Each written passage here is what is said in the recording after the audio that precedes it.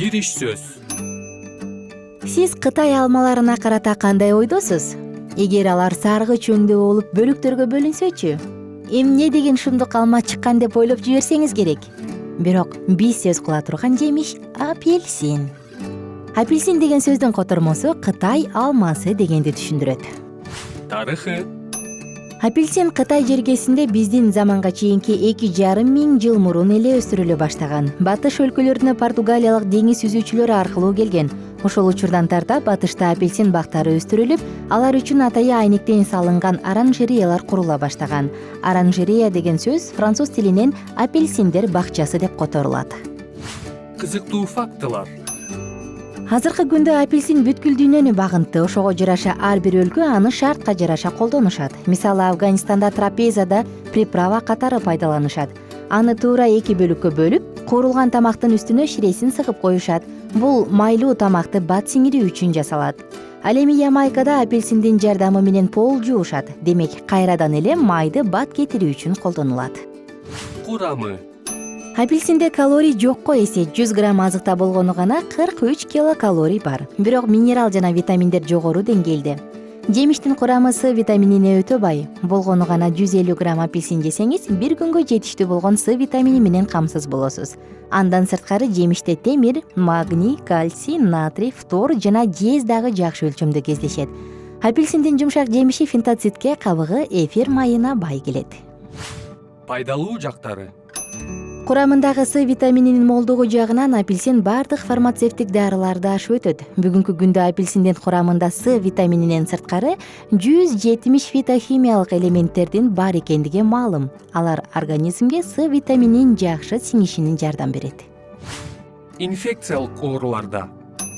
Эгерде сиз суукка тийип же сасык тумоого кабылып калсаңыз, апельсин жеңиз. Изилдөөлөргө таянсак, мындай учурда керектүү жыйынтыкка жетиш үчүн күнүнө 4 апельсин же 250 мг С витаминин жеш керек. Баса белгилей кетсек, апельсин дагы анын курамындагы витамин дагы оорудан сакайтпайт, бирок оорунун мөөнөтүн кыскартып, симптомдорду азайтаары маалым болгон.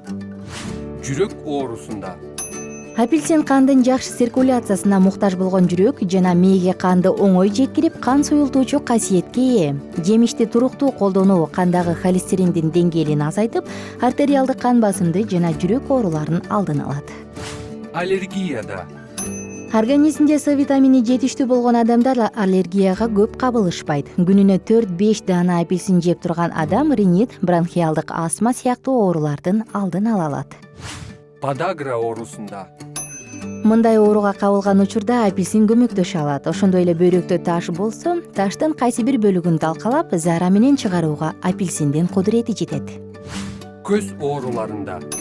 Курамында кездешкен каротиноид жана башка антиоксиданттардын жардамы менен апельсин көз ооруларын алдын алат.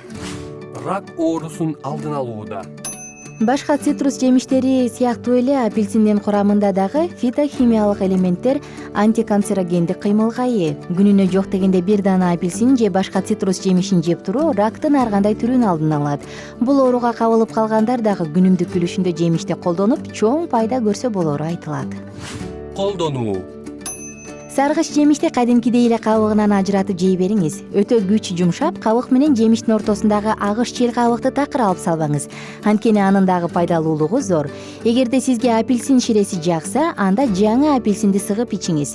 Себеби убакыт өткөн сайын С витамини күчүн жогото баштайт. Ошондой эле апельсинди десерт, коктейль, таттуу токочторду бышырууда колдонсоңуз, тамак ашыңыз өзгөчө даамга ээ болот.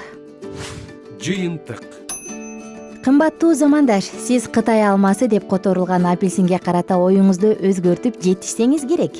Бүгүнкү маалымат сиздин ден соолугуңуз үчүн да чоң салым кошсо экен деген тилектебиз. Саламатта болуңуз жана өркүндө өсүңүз.